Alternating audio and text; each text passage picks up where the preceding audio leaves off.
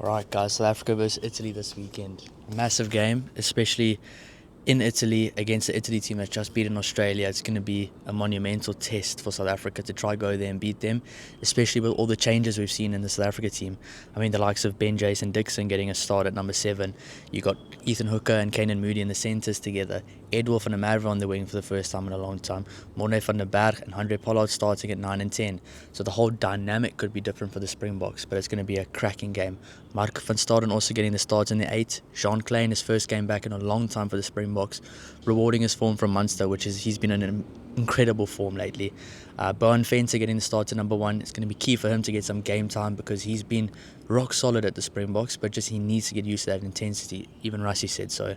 Johan Grobler starting. He'll look to get a nice 80-minute performance possibly, especially we're looking for a hooker to try back up Malcolm Marx, especially at the end of the game, or if something was to happen to Malcolm Marx, we wouldn't want that quality to dip, so that's going to be interesting for him.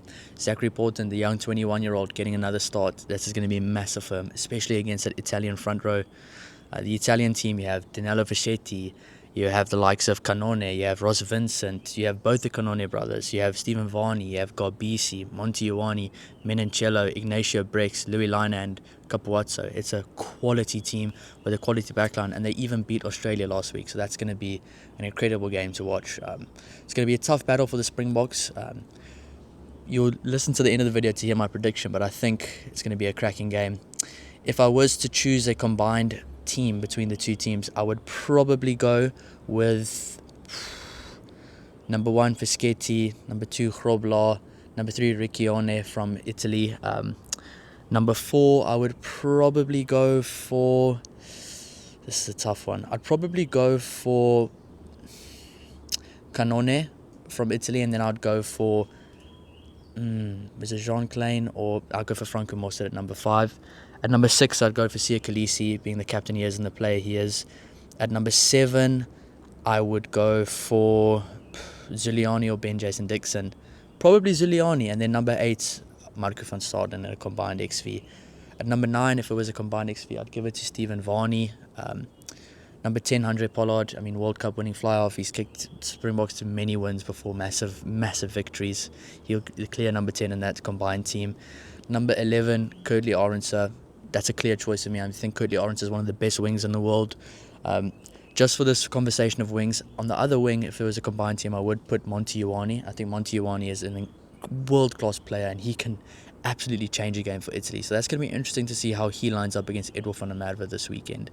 At number 12 and 13, I probably would go for the Italian centres, just based on that combination and experience. I mean, Tommaso Menoncello being the player of the Six Nations at a young age, I think he's 22 or 21, same age as Ethan Hooker. I mean, that is incredible. But Ethan Hooker is going to have a tough game this weekend against Menoncello, and same for Keenan Moody against Ignacio Brex.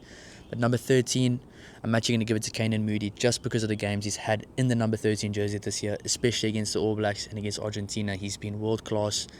Had a bit of a slip up in the last game, but he's going to be looking to recreate that form. At number 15, I would go for Willemse over Capuazzo. I know a lot of people might not like that decision. I just think Willemse is a world-class fullback, World Cup winning fullback, solid in 10, 12 and 15, and I just think he's world-class and highly underrated. On the bench, I would probably go for, Gerard Steenkamp's number 16, but for the props, I would go for both the South African props, the South African locks. Just looking at this, I would probably go for a full Springbok bench compared to the Italian bench if I was to choose a combined team. So that just shows where I think the strength lies for South Africa compared to Italy. I do think Italy would possibly be able to hang in there with South Africa, especially in the backline this week. But just the forwards, maybe the starting forwards will still be tough for Italy, but they might have a bit more punch than they would from their bench. But I think the South African bench is going to come on and make a massive impact. So that's what I think this weekend. My prediction is South Africa by, I'm going to say South Africa by 8 to 12 points. Just because I think they will eventually get the win in the second half with the bench. I mean, the likes of Erge Snyman, Nortje, Wilco Louw, Esterhuizen, Kwagga Smith, Grant Williams and Manie Lebok. I mean, they're going to make such a big impact versus that Italian bench that doesn't have the same firepower and the same amount of big-time players. I mean, they've got Simone Ferrari and Ruza and Martin Pedrello and Tommaso Allen, but it's just not the exact same punch that the Springboks will give off the bench. So I do think that the Springboks will be winning by 8 to 12 points. If I was to have a guess, I'd probably say 12. I think the first half, the Springbok forwards will probably wear them down, especially with a solid backline like that. It might be tough at the start of the game, especially with an Italian team that's on so much confidence, especially after a win against Australia, but I do think the Springboks will win it at the end, especially with the bench like that. I mean, Steenkamp and Volkelo by themselves coming off the bench makes such a big impact. So that's what I think is going to happen. Obviously, it could be a whole different game than that. It could go completely a different way. I mean, Italy beating a very strong Australia team, and we lost to Australia. The Springboks lost to Australia once this year. But obviously, the Springboks have found some form, and there'll be some players looking to make a big impact to try get more game time in their jerseys. I mean, Marco van Staden was rated as one of the best Lucies for South Africa earlier in the year. Siya Kolisi's going to try to get some good game time. Jean Klein's been on form. Zachary Porten's going to try and make an impact. So it's going to be interesting. I mean, guys like Ethan Hooker, Kanan Moody are going to try have a big game. Guys like Ethan Hooker are going to try have such a big game that they maybe get moved permanently to centre back at the Sharks as well, because I know he is a centre. He's been a centre his whole career. Been moved to the wing recently and he's thrived, but he is a centre, so that's going to be very interesting to see. The guys like Andre Pollard and Damian Willems, the experienced guys, are going to have to really pull the strings in the back line and make sure that this back line knows what they're doing and that they can gel a bit, because it's going to be a bit lackluster at the start, I think, especially without the lack of cohesion. But once they get it clicking, this could be a very dangerous backline for the Springboks. So it's going to be awesome to see. I do think the Springboks will win, but I do think it's going to be a very, very, very tight game in Italy, and it's going to be a very cracker of a game. So, guys, thanks for watching.